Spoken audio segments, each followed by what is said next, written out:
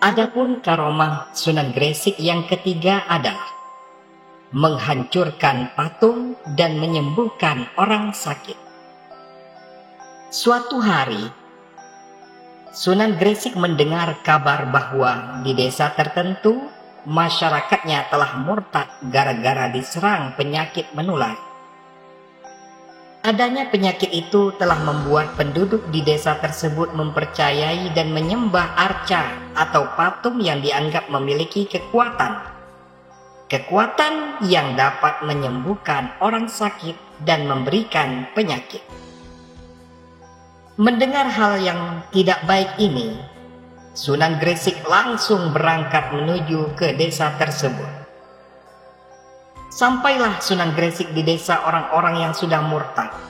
Memang benar, ia melihat kerumunan orang sedang meratap, melakukan pemujaan terhadap berhala yang terbuat dari batu. Kemudian Sunan Gresik mendekati kerumunan orang yang sedang melakukan pemujaan itu. Ia ingin menyentuh patung yang disembah oleh mereka dan hendak mengatakan bahwa patung itu adalah batu biasa yang tidak memiliki kekuatan apa-apa. Namun, ketika Sunan Gresik sudah berada di dekat patung itu dan ingin menyentuhnya, orang-orang yang menyembahnya mencegah. "Jangan kau sentuh sesembahan kami, nanti kamu kualat." Mendengar larangan itu, Sunan Gresik berkata, "Bukankah ini hanya batu biasa?" "Bukan, itu sesembahan kami," ujar mereka ketakutan. Mereka takut mendapat laknat dari patung itu jika ada yang tidak menghormatinya. "Kalau saya hancurkan kepalanya dan ternyata saya tidak kualat, apakah kalian akan kembali ke ajaran Islam?" tanya Sunan Gresik. "Coba saja kalau engkau berani," sahut beberapa orang di antara mereka. Maka dengan tiada takut dan gentar sedikit pun, Sunan Gresik menikam kepala berhala tadi sampai hancur. Orang-orang yang menyaksikan itu menjerit dan membayangkan nasib malang yang akan menimpa Sunan Gresik. Setelah selesai menghancurkan kepala patung itu, ternyata Sunan Gresik tetap sehat-sehat saja, tidak kualat sedikit pun. Malah berdiri tegak sambil tersenyum. Mereka heran menyaksikan adegan mengkhawatirkan itu. Karena tidak terjadi apa-apa, sebagian dari mereka langsung menyatakan diri kembali kepada ajaran Islam. Namun, sebagian yang lain marah dan ingin membalas dendam karena telah menghancurkan kepala sesembahannya. Mereka yang keras kepala itu mencari kesempatan untuk mencelakai Sunan Gresik. Dan kesempatan itu benar-benar mereka dapatkan. Pada suatu saat, mereka menemukan wali itu sedang tertidur di bawah pohon. Karena tertidur, mereka kemudian melemparnya dengan batu. Dari saking kesalnya terhadap Sunan Gresik, sampai-sampai batu yang dilemparkan itu menggunung dan menimbun tubuhnya. Ketika mereka mengira ia sudah mati, mereka kemudian pergi meninggalkan Sunan Gresik yang tertimbun batu. Tetapi, keanehan dan keajaiban terjadi. Sunan Gresik sama sekali tidak terluka atau merasa sakit karena ditimbun oleh batu. Ternyata, ia memiliki kekuatan tubuh yang luar biasa. Selanjutnya, Sunan Gresik ingin menunjukkan kemampuannya dalam mengobati orang yang terserang penyakit. Ia mengumpulkan dedaunan dan akar tumbuh-tumbuhan yang dapat dijadikan jamu. Lalu, ia merebusnya hingga mendidih. Hasil dari rebusan itu diberikannya kepada orang-orang yang terkena penyakit menular agar diminum. Alhamdulillah, penyakit malaria yang menyerang penduduk desa tersebut berangsur-angsur sembuh. Kemudian penduduk yang dendam dan marah kepada Sunan Gresik akhirnya menjadi lunak dan bersikap lembut, serta kembali bersahabat dan mengamalkan ajaran Islam. Kemudian karomah yang keempat adalah beras dan pasir. Dalam berdakwah, Sunan Gresik seringkali memakai pendekatan pribadi, yakni datang secara langsung ke dusun-dusun atau rumah-rumah penduduk. Pada suatu hari, ketika ia sedang dalam perjalanan untuk berdakwah menuju sebuah dusun yang diberkahi dengan tanah subur, ia bersama seorang muridnya singgah di sebuah rumah. Menurut kabar yang beredar di masyarakat, pemilik rumah itu amat pelit atau kikir. Padahal pemilik rumah itu adalah orang kaya raya. Pemilik rumah itu memiliki berton-ton beras yang disimpan di dalam gudang. Rumahnya sangat luas. Di halaman rumah tersusun berkarung-karung beras hasil pertanian. Sunan Gresik ingin menemui pemilik rumah yang tak lain adalah salah seorang muridnya. Ia ingin menasihati muridnya agar meninggalkan sifat kikir yang jelek itu. Sebagai murid, pemilik rumah sangat bahagia dikunjungi oleh sang guru. Pemilik rumah menerima kunjungan gurunya dengan ramah. Dihidangkanlah jamuan yang baik bagi gurunya. Kemudian berselang beberapa saat, datanglah seorang pengemis perempuan tua. Ia menghadap pemilik rumah yang kaya raya itu untuk meminta belas kasihan dan sedekah. Lalu pengemis tua itu berkata, "Tuan, saya lapar sekali.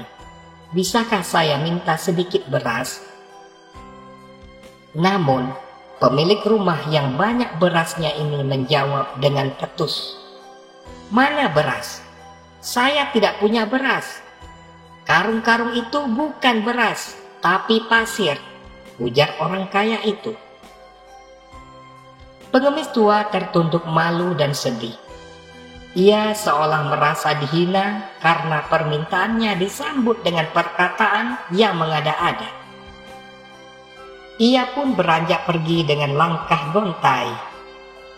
Kejadian itu disaksikan langsung oleh Sunan Gresik. Ternyata sesuatu yang digunjingkan oleh masyarakat tentang kekikirannya benar adanya. Sunan Gresik kemudian berdoa. Pembicaraan yang sempat tertunda gara-gara ada pengemis dilanjutkan kembali. Tiba-tiba ramah tamah antara murid dan guru itu terusik dan terhenti lantaran dari dalam gudang beras terdengar teriakan salah seorang pembantu orang kaya itu. "Celaka Tuan, celaka Tuan," sambil mendekati tuannya yang sedang menikmati jamuan bersama gurunya. "Ada apa?" Tuan pemilik rumah itu bertanya. "Celaka Tuan, celaka. Saya tadi mengecek beras. Ternyata beras kita sudah berubah menjadi pasir. Saya periksa karung lain, isinya juga pasir. Ternyata Tuan, semua beras yang ada di sini telah berubah menjadi pasir." Pembantu itu dengan suara bergetar melaporkannya. Pemilik rumah yang kaya raya itu kaget. Segera ia beranjak dari duduknya. Ia menuju gudang berasnya. Dihampirinya beras-beras yang merupakan harta kekayaannya itu. Ternyata benar, beras itu telah berubah menjadi pasir. Seketika tubuh orang kaya itu lemas. Ia pun bersimpuh menangis. Melihat itu, Sunan Gresik menghampirinya, lalu berkata, "Bukankah engkau sendiri yang mengatakan bahwa beras yang kau miliki itu pasir? Kenapa sekarang kau menangis?" Maulana menyindir muridnya yang kikir itu. "Maafkan saya Sunan, saya mengaku salah, saya berdosa." Si murid meratap bersimpuh di kaki Sunan Gresik. Sunan Gresik yang penyabar tersenyum. alamatkan maafmu kepada Allah dan pengemis tadi. Kepada merekalah permintaan maafmu seharusnya kau lakukan, ujar Sunan Gresik menasihatinya. Mendengar ucapan gurunya itu, raut muka penyesalan terlihat dengan jelas. Ia tertunduk lemas dan sedih, bahkan lebih sedih daripada kesedihan pengemis yang tidak dilayani permintaannya. Padahal, ia sangat kaya raya dan banyak berasnya. Kini, berasnya sudah menjadi pasir sebagaimana yang ia katakan sendiri kepada pengemis itu. Satu hal yang pasti, beras berkarung-karung di gudangnya sudah tidak berharga lagi. Barangkali ia sudah menyadari bahwa sekarang ia sudah jatuh miskin, dan ia ingin bertaubat dan membuang sifatnya yang kikir. Karena itu, kepada Sunan Gresik, ia berjanji akan mengubah semua perbuatannya. Kekikirannya akan dibuang jauh-jauh dan akan menggantinya dengan kedermawanan. Ia juga memohon supaya Sunan Gresik bersedia mengembalikan lagi berasnya seperti semula. Mendengar penyesalan dan keinginan untuk bertaubat serta janji untuk membuang sifat kikir dari muridnya, Sunan Gresik kemudian kembali berdoa. Dan dengan izin Allah, beras yang telah berubah menjadi pasir itu kini menjadi beras lagi. Hidayah dan kekuatan yang berasal dari Allah yang diberikan kepada walinya memungkinkan kejadian itu. Pemilik rumah yang kaya raya itu benar-benar membuktikan janjinya kepada Sunan Gresik. Dengan kata lain, ia tidak berkata bohong. Kini ia berubah menjadi dermawan, tak pernah lagi membohongi pengemis. Ia memberikan sesuatu yang dimilikinya kepada pengemis yang datang meminta kepadanya. Bahkan dikabarkan ia mendirikan langgar atau musola dan majelis pengajian, serta memfasilitasi berbagai kegiatan ibadah lainnya. Demikianlah kisah Sunan Gresik. Semoga dapat kita ambil hikmah dan pelajarannya. Terima kasih. Assalamualaikum warahmatullahi wabarakatuh.